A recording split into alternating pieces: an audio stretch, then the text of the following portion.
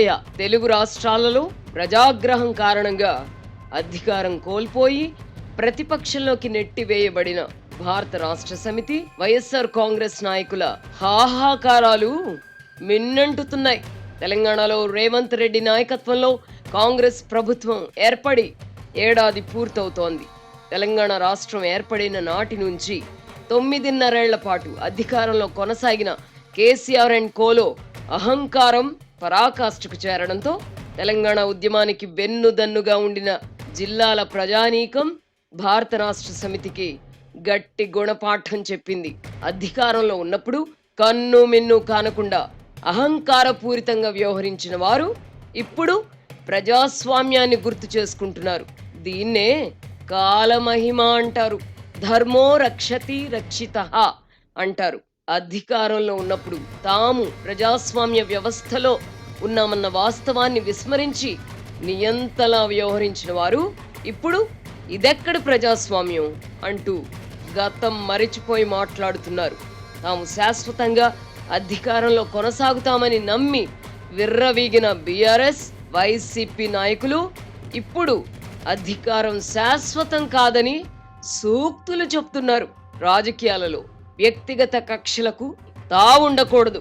కానీ ఇటు తెలంగాణలో అటు ఆంధ్రప్రదేశ్లో జరిగిందేమిటి? రాజకీయ ప్రత్యర్థులను వ్యక్తిగత శత్రువులుగా ప్రకటించుకొని వేటాడారు. ఈ క్రమంలో వ్యవస్థలను, ముఖ్యంగా పోలీసు వ్యవస్థను భ్రష్టు పట్టించారు. ఇప్పుడు పోలీసులు అధికార పక్షానికి తొత్తులుగా మారారని సుద్దులు చెప్పే ప్రయత్నం చేస్తున్నారు. గడిచిన 10 ఏళ్లలో దేశ రాజకీయాల స్వరూప స్వభావాలు మారిపోయాయి. రాజకీయ ప్రత్యర్థులను అణచివేయడానికి అధికారాన్ని వాడడం పరిపాటిగా మారింది. ఈ విషయంలో ఇటు కేసీఆర్ అటు జగన్మోహన్ రెడ్డి సరికొత్త రికార్డులను నెలకొల్పారు. ఇప్పుడు ప్రతిపక్షంలో కూర్చోవలసి రావడంతో అధర్మం రాజ్యమేలుతోంది అని గుండెలు బాదుకుంటున్నారు. తెలుగునాట ఎంతో మంది ముఖ్యమంత్రులుగా పనిచేసినప్పటికీ సొంత మీడియా సంస్థలను ఏర్పాటు చేసుకున్నది మాత్రం కేసీఆర్, జగన్మోహన్ రెడ్డి మాత్రమే. వారిరువురు అధికారంలో ఉన్నప్పుడు వారి మీడియాకు అంత పచ్చగా కనబడేది. ఇప్పుడు ప్రతిపక్షంలో కూర్చోవలసి రావడంతో సదరు మీడియాకు సర్వత్రా విధ్వంసమే కనిపిస్తోంది. కొత్త ప్రభుత్వాల పాలనలో ప్రజలు అష్టకష్టాలు పడుతున్నట్టు చిత్రీకరించే ప్రయత్నం చేస్తున్నారు. రాజకీయాలలో వ్యక్తిగత కక్షలు తగవు అని మంచి మాటలు చెబితే చెవికి ఎక్కించుకోని వారు ఇప్పుడు గగ్గోలు పెడుతున్నారు.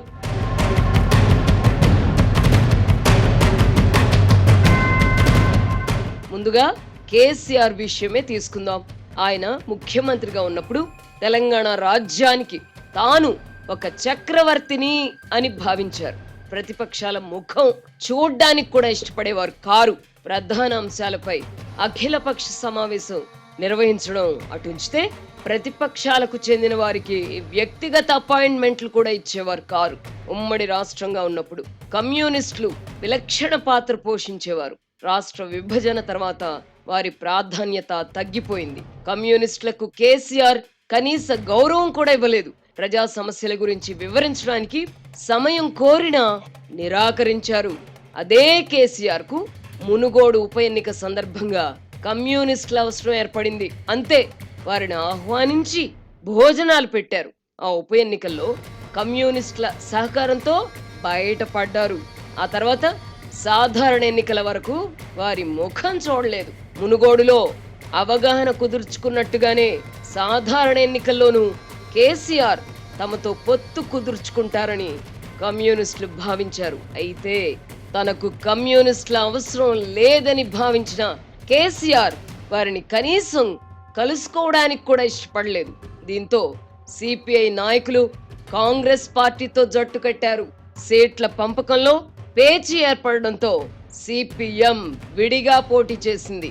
తెలంగాణ ఉద్యమంలో తనతో కలిసి నడిచిన, తన ఎదుగుదలకు కారకులైన కోదండరాం వంటి వారందరినీ అధికారంలోకి వచ్చిన తర్వాత కేసీఆర్ దూరం పెట్టారు. అధికారం శాశ్వతమని భావించి అందరినీ వదులుకొని తానే ఒంటరి వారయ్యారు. మీడియాను నయానో భయానో లొంగ తీసుకునే ప్రయత్నం చేశారు. తనకు నచ్చని అధికారుల ముఖం చూడడానికి కూడా ఇష్టపడేవారు కారు. తండ్రి బాటలో కేటీఆర్, కవిత అధికారాన్ని గరిష్టంగా అనుభవించారు. ఈ క్రమంలో తాము ప్రజలకు దూరం అవుతున్నామని గ్రహించలేకపోయారు. తాము అధికారంలో ఉన్నప్పుడు ప్రస్తుత ముఖ్యమంత్రి రేవంత్ రెడ్డిని వ్యక్తిగత శత్రువుగా ప్రకటించుకున్నారు. పొరపాటున తాము ఓడినా, కాంగ్రెస్ పార్టీ గెలిచినా రేవంత్ రెడ్డి మాత్రం ముఖ్యమంత్రి కాకూడదని భావించారు. తానొకటి తెలిస్తే దైవం మరొకటి తలిచినట్టుగా కాంగ్రెస్ గెలవడం, రేవంత్ రెడ్డి ముఖ్యమంత్రి కావడం జరిగిపోయాయి. తాను ప్రతిపక్షంలో ఉన్నప్పుడు తనను వెంటాడి వేధించిన కేసీఆర్ కుటుంబంపై ప్రతీకారం తీర్చుకునే అవకాశం రేవంత్ రెడ్డికి లభించింది. దీంతో తెలంగాణ రాజకీయాల్లో వ్యక్తిగత కక్షలు ప్రధాన ఎజెండా అయ్యాయి. అటు కేసీఆర్ అండ్ కో, ఇటు రేవంత్ రెడ్డి అండ్ కో కత్తులు దూసుకోవడం మొదలైంది. ఫలితంగా తెలంగాణ రాజకీయాల్లో వేడి రాజుకుంది. ఎన్నికలు జరిగి ఏడాది కూడా పూర్తి కాకముందే తెలంగాణ రాజకీయాలు ఇంతలా మండడానికి కారణం రాజకీయ వైరం స్థానంలో వ్యక్తిగత కక్షలు, వైరం ప్రవేశించడమే.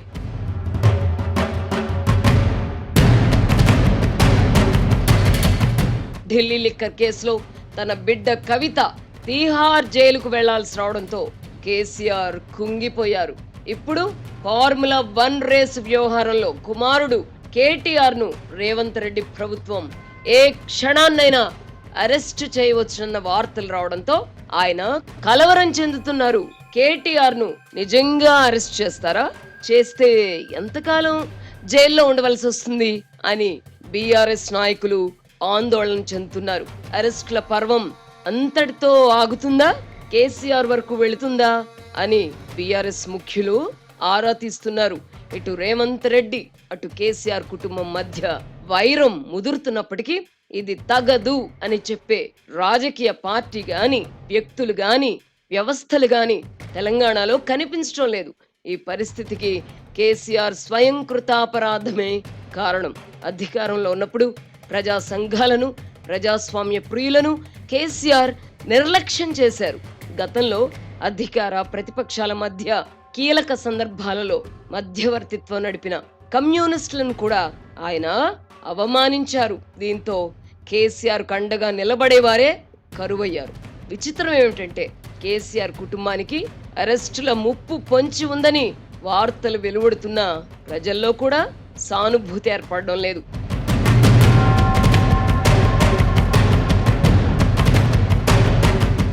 ఆంధ్రప్రదేశ్లో జగన్మోహన్ రెడ్డి అధికారంలో ఉన్నప్పుడు చంద్రబాబును అరెస్టు చేసి జైలుకు పంపినప్పుడు ఆయన పట్ల ప్రజల్లో సానుభూతి ఏర్పడింది. ఈ పరిస్థితి తెలంగాణలో కనిపించడం లేదు. కవిత నెలలు తరబడి తీహార్ జైల్లో ఉన్నప్పుడు కూడా ప్రజల్లో సానుభూతి కనిపించలేదు. తెలంగాణ జాతి పితగా ప్రకటించుకున్న తన కుటుంబాన్ని కష్టాలు చుట్టుముడుతున్నా ప్రజల్లో స్పందన ఎందుకు రాలేదో కేసీఆర్ ఆత్మ పరిశీలన చేసుకోవాలి.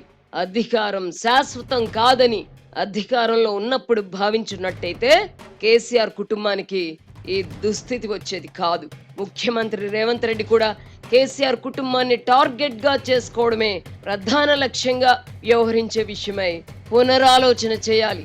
తన ప్రభుత్వం ఏర్పడి ఏడాది అవుతున్నందున ప్రజల మనోభావాలు ఎలా ఉన్నాయి?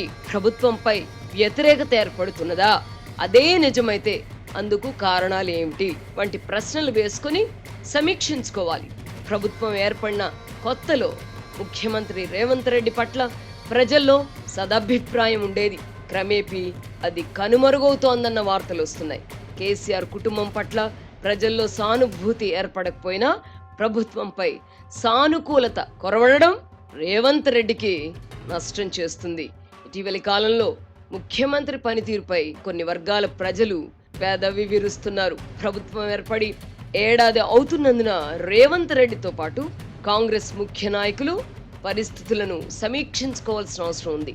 తప్పొప్పులను సరిదిద్దుకోవడానికి ఇదే సరైన తరుణం.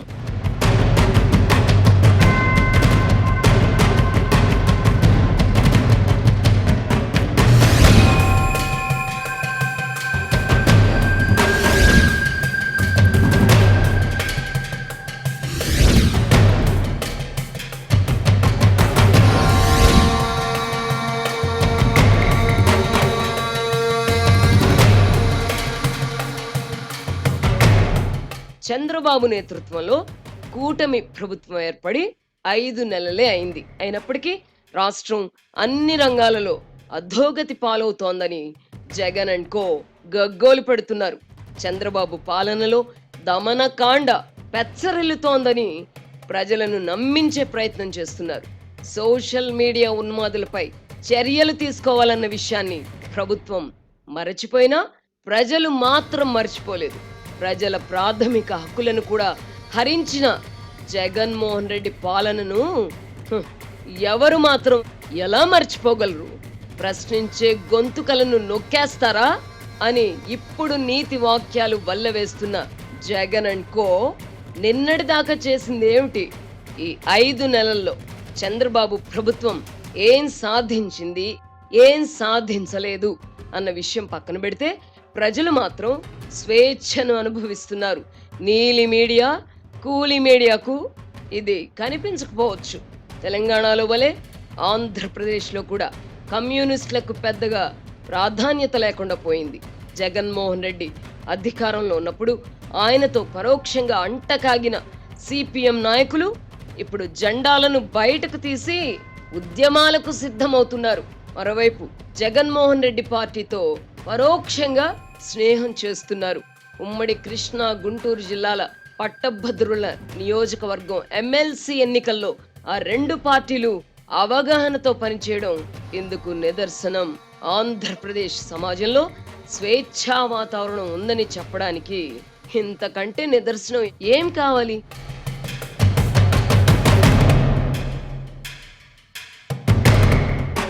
సోషల్ మీడియా సైకోలపై ప్రభుత్వం ఉక్కుపాదం మోపడమే ఇప్పుడు ఆంధ్రప్రదేశ్లో హాట్ టాపిక్ గా మారింది. ఈ అంశంపై జగన్మోహన్ రెడ్డి మాత్రమే గుండెలు బాదుకుంటున్నారు. అధికారంలో ఉన్నప్పుడు రహస్యంగా అండదండలందించిన సిపిఎం కూడా ఈ విషయంలో జగన్తో గొంతు కలపలేని పరిస్థితి. సోషల్ మీడియా సైకోలు చేసిన అరాచకాలను తెలుసుకున్న కొద్దీ ప్రజల్లో ఏవగింపు పెరుగుతోంది. ప్రాథమిక హక్కులు అంటే ఇళ్లల్లోని ఆడవాళ్లకు రంకులు అంటకట్టడం కాదు కదా, ఇతరుల మనోభావాలను గాయపరచడం ప్రాథమిక హక్కు కాబోదని తమిళనాడు హైకోర్టు మదురై బెంచ్ తాజాగా వ్యాఖ్యానించింది. పండు వృద్ధులని కూడా చూడకుండా ప్రముఖుల తల్లుల వ్యక్తిత్వ హననానికి పాల్పడిన వారికి ప్రాథమిక హక్కులుండాలని జగన్మోహన్ రెడ్డి చెప్పగలరా? తన భార్య భారతిరెడ్డి వ్యక్తిత్వ హననానికి ఎవరైనా పాల్పడితే ఆయన సహించగలరా?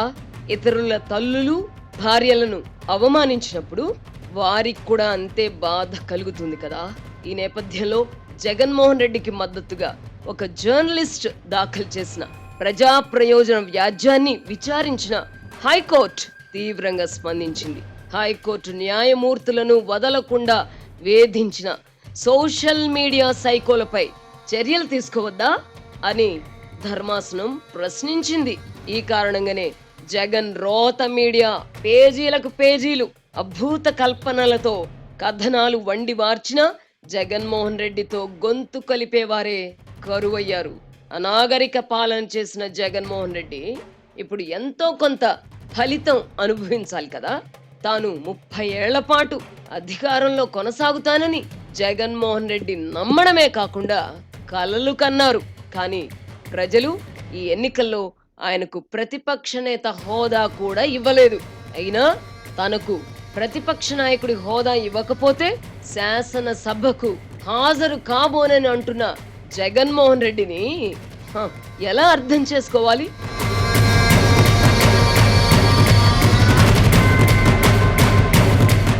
(1994) ఉమ్మడి రాష్ట్రంలోని కాంగ్రెస్ పార్టీకి ప్రధాన ప్రతిపక్ష హోదా లభించకపోయినా అప్పుడు సిఎల్పి నాయకుడిగా ఉన్న దివంగత పి జనార్దన్ రెడ్డి ప్రభుత్వంపై పోరాటం చేశారు. నేనింత అని చెప్పుకునే జగన్మోహన్ రెడ్డికి ఆ మాత్రం నైతిక ధైర్యం కూడా లేదే. శాసనసభలో చంద్రబాబును ఎదుర్కోలేరా? సభకు ముఖం చాటేయడం పిరికితనమే అవుతుంది. కుటుంబ సభ్యులను కూడా దూరం చేసుకున్న జగన్మోహన్ రెడ్డితో కేసీఆర్ ను పోల్చలేము. కాకపోతే ఇద్దరు నాయకులు నియంతృత్వ పోకడలతో ఒకరితో ఒకరు పోటీ పడి ప్రజలకు దూరమయ్యారు. ఇతర పక్షాల నుంచి నైతిక మద్దతు కూడా పొందలేని స్థితిలో ప్రస్తుతం ఉన్నారు. 30 ఏళ్లు అధికారంలో ఉంటామని ప్రగల్భాలు పలికిన జగన్ అండ్ కో ఇప్పుడు అధికారం శాశ్వతం కాదని సుద్దులు చెప్పడం కొసమెరు.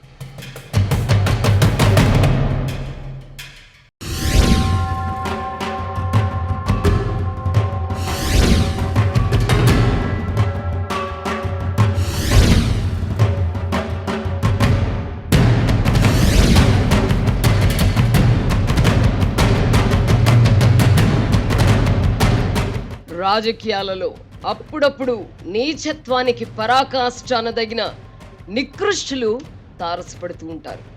ఆంధ్రప్రదేశ్ రాజకీయాలలో ప్రస్తుతం అటువంటి నికృష్టుడిని విజయసాయిరెడ్డి రూపంలో చూడవచ్చు. కావ్య నాయిక చింతామణి మంచం కింద ఒకరిని, తలుపు చాటున మరొకరిని దాచిపెట్టేది. అలాగే విజయసాయిరెడ్డి కూడా తాను ప్రాతినిధ్యం వహిస్తున్న వైసీపీకి, నాయకుడు జగన్మోహన్ రెడ్డికి విధేయుడినని చెప్పుకుంటూనే చీకటి మాటున ఇతర పార్టీల నాయకులను కలుసుకుంటుంటారు.